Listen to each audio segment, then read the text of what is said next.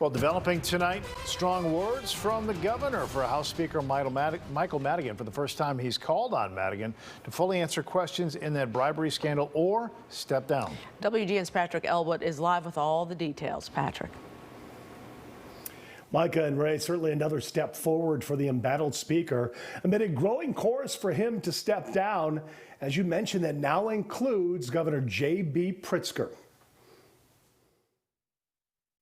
If Speaker Madigan wants to continue in a position of enormous public trust with such a serious ethical cloud hanging over his head, then he has to, at the very least, be willing to stand in front of the press and the people and answer every last question to their satisfaction.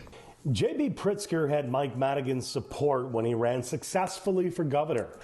In recent days, as the cloud grows darker over the speaker's head, his support of Madigan is all but gone.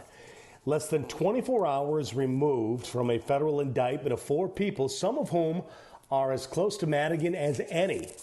Today, Republicans are charging hard. It's time for him to go. Today, we just learned that Speaker Madigan does not have the votes for Speaker for the next General Assembly. He doesn't have 60 votes today, and nor will he have them in January, and he will not be reelected. An unelectable Mike Madigan would have been inconceivable just 1 year ago. But since then, the feds have ratcheted up the heat on the nation's longest-serving House Speaker.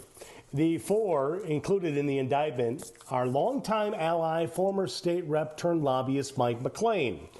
Also named in the indictment, retired ComEd executive John Hooker, former City Club of Chicago chief Jay Doherty, and a former ComEd CEO. All 4, through their lawyers, disputing the allegations today, accusing the feds of conducting an overzealous prosecution.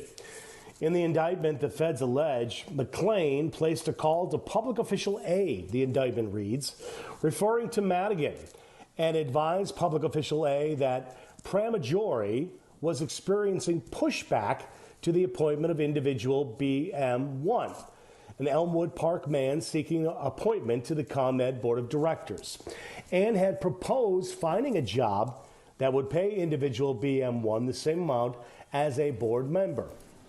Tonight, possibly more than a dozen Democrats as well are pulling their support, and they say he needs to step down.